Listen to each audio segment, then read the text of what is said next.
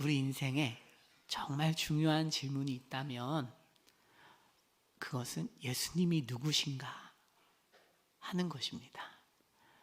내가 믿는 예수님은 어떤 분이신가? 그리고 그것에 이어지는 질문이 있다면, 그렇다면 이 예수님의 어떠함, 위대함 혹은 아름다우심을 인간이 어떻게 알 수 있느냐 하는 것입니다. 오늘 본문은 이 두 가지에 대답합니다. 예수님은 누구시고 또 그 위대하신 예수를 우리가 어떻게 알 수 있는가에 대해서 대답합니다. 누가복음 9장은 중요한 두 가지 질문이 있습니다. 첫 번째 질문은 헤롯의 질문입니다. 예수가 누구냐 하는 질문이죠.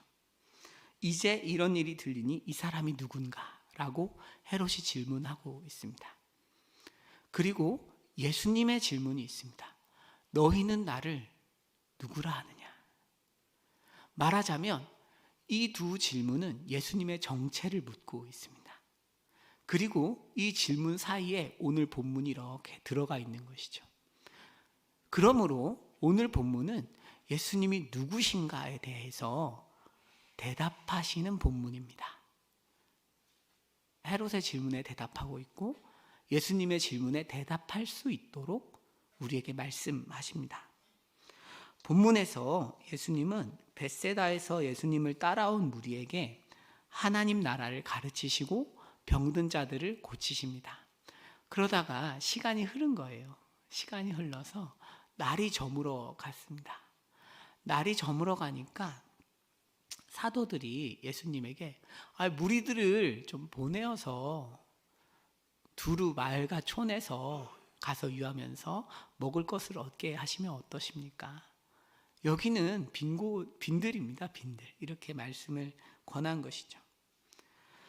그러자 예수님이 무엇이라고 말씀하는가 하면 너희가 먹을 것을 주라 이렇게 말씀하세요. 성경은 이 구절들을 가지고 예수님이 누구신지를 섬세하게 묘사하고 있습니다. 12절입니다. 한번 보시면 우리가 있는 여기는 빈들입니다. 이 빈들이라는 것은 광야를 의미합니다. 광야에서 먹을 것을 주시는 분, 모세죠. 모세. 구약 성경의 모세입니다. 지금 성경은 모세를 이어서 아주 위대한 선지자가 왔는데 그분이 예수 그리스도다 라고 이야기하고 있고, 또 13절에서는 너희가 먹을 것을 주라 라고 하셨는데 이 말씀은 엘리사가 했던 이야기입니다. 말하자면 성경은 지금 이 두 구절을 통해서 예수 그리스도라는 분이 어떤 분인가, 모세를 이으신 선지자이고 엘리야와 엘리사를 잇는 선지자의 정통이다 라고 이야기하는 것입니다. 우리가 믿는 예수님은 모세와 엘리야 전통을 이은 아주 위대한 선지자이신 것입니다.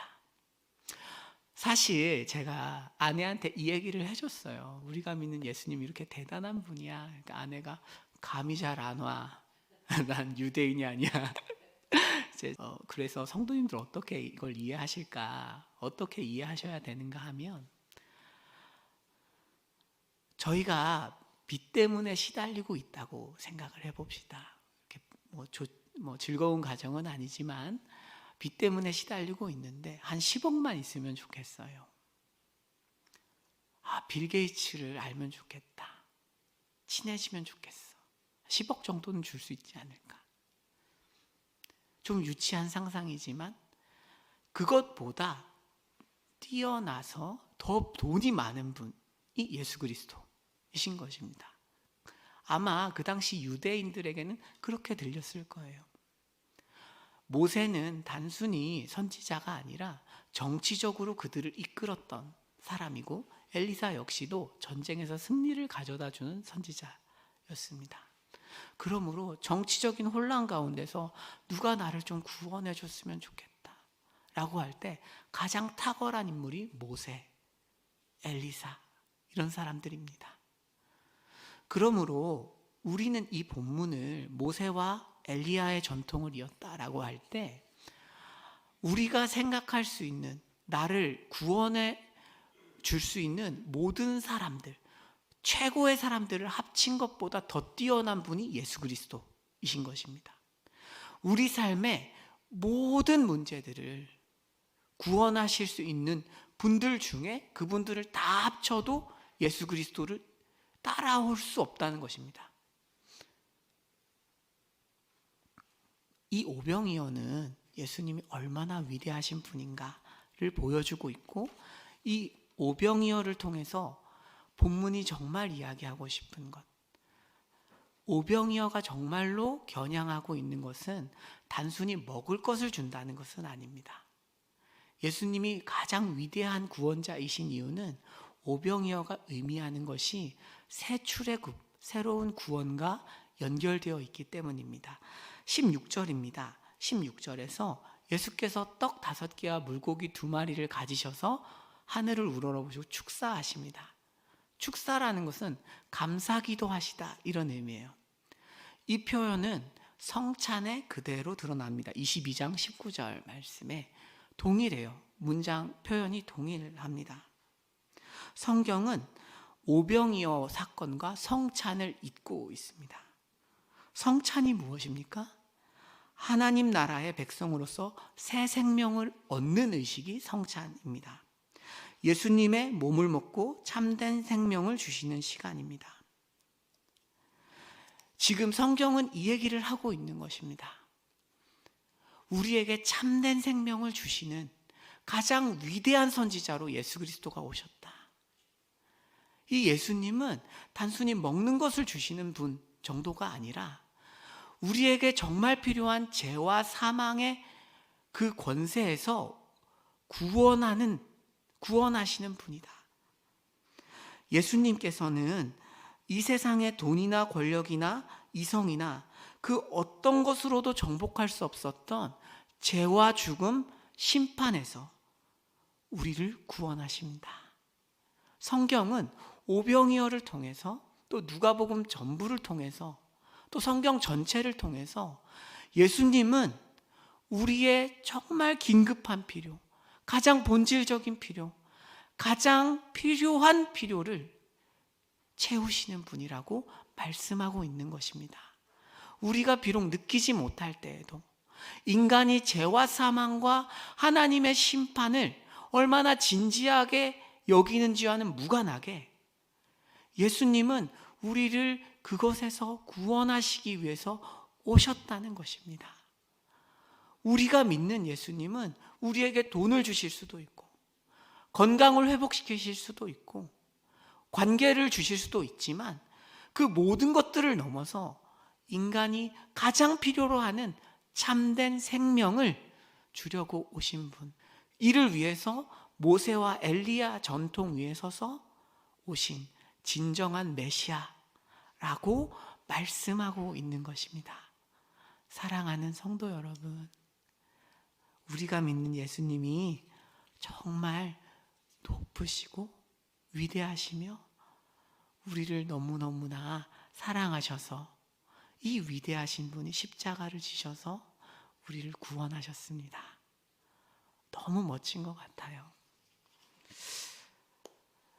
예수 그리스도께서는 우리가 가진 현실의 모든 문제의 해답을 가지실 뿐만 아니라 영원의 세계까지 해답을 가지고 계십니다. 하지만 안타깝게도 우리가 이런 예수님에 대해 많이 들었지만 주님을 생각만큼, 원하는 만큼 잘 알지는 못합니다.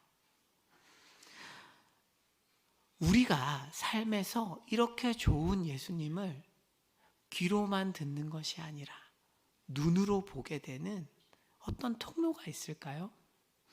오늘 본문은 있다는 것입니다. 있다. 어떻게 있는가? 본문에서 10절에서 13절까지는 제자들이라는 단어를 쓰지 않습니다. 제자들이 무리를 마을과 촌으로 보내자고 할 때 말하자면 방관자이죠. 가장 쉬운 방법으로 전혀 자기들이 피곤할 생각이 없죠. 그냥 보내면 되는 것이죠. 방관자입니다. 예수님의 사역의 방관자일 때 성경은 12이라고 말합니다. 우리 성경은 사도를 붙여서 번역했지만 실제 원문은 사도라는 단어도 없어요. 12입니다. 방관자입니다.